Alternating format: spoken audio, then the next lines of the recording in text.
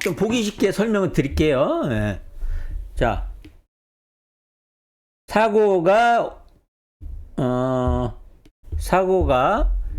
2024년 1월 1일 날 사고가 났다고 해요.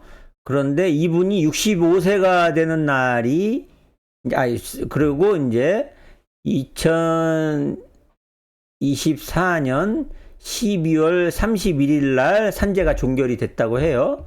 그 다음에 이분이 이제 65세가 되는 해가 뭐 2030년이라고 하죠. 그래서 뭐 한 50대 후반 정도 되시는 분이라 2030년 뭐 12월 31일 날이 이제 65세가 되는 날이라고 해요. 그러면은 손해배상을 청구할 때는 요거 사고일, 그 다음에 요양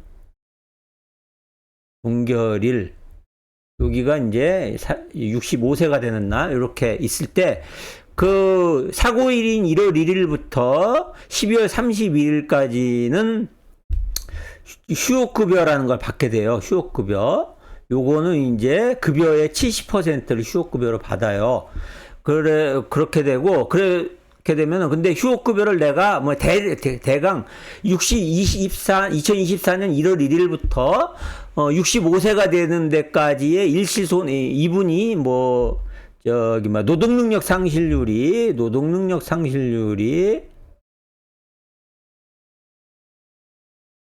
20%셨다. 20%로 판정이 났다. 그러면은 24년 1월 1일부터 65세 되는 데까지의 노동력 상실률 20%를 기준으로 해서 일시 손해액을 계산해 봤더니 총 5천만 원이었다. 5천만 원. 요 기간 전체, 기간 전체에 대해서 그 일시손해액을 살펴봤더니 5천만 원이었다.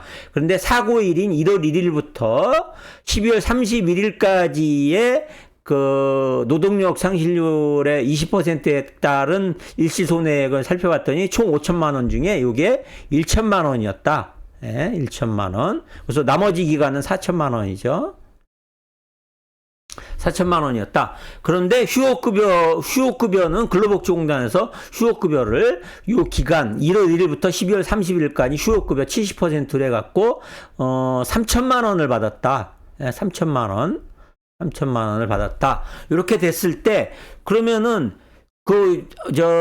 누구예요? 김용수님 질문 먼저 말씀드리면은, 총 손해액은 24년 1월 1일부터 2030년 12월 31일까지 65세까지 되는 날까지의 총 손해액 5천만 원을 산정을 합니다. 이렇게 5천만 원을 산정을 하는데, 장애급여, 휴업급여 공제를 하게 되죠. 근데 장애급여는 뭐 공제를 했다고 치고 휴업급여를 공제하는데, 휴업급여 3천만 원을 공제하면은, 그래서 5천에서 빼기 3천을 전부 공제하면은 2천만 원밖에 안 되잖아요. 그러니까 이렇게 공제를 안 하고 어떻게 하냐면은 청구 자체를 2024년 1월 1일부터 2024년 12월 32일까지는 휴업급여 3천만 원을 받았기 때문에 1천만 원 청구 안 하고 2024년 12월 31일부터 65세가까지가 되는 때까지의 일시손해액 4천만 원만 청구합니다. 이렇게 법원에 얘기를 해요.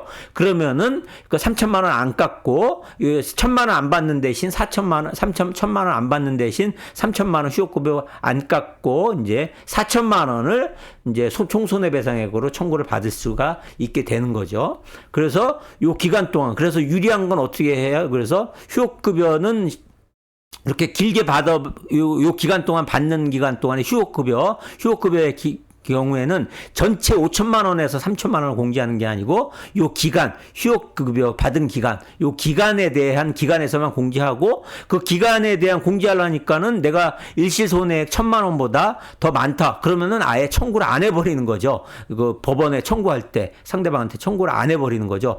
그러니까 내가 휴업급여 자체를 요 기간 동안에 그 일시손해액 1천만 원 자체를 청구 안 하니까는 휴업급여 자체도 공제를 안 해도 되고, 그러니까는 5천만 원 총에서 그 1천만 원 그 기간 동안에 청구를 안 하는 대신에 휴업급여를 공제를 안 하니까 4천만 원을 더 받을, 4천만 원을 받을 수 있는 거죠. 그러니까 원래대로 하면은 2천만 원을 받아야 될 거를 2천만 원을 더 받게 되는 이렇게 계산 방법이 되는 거죠.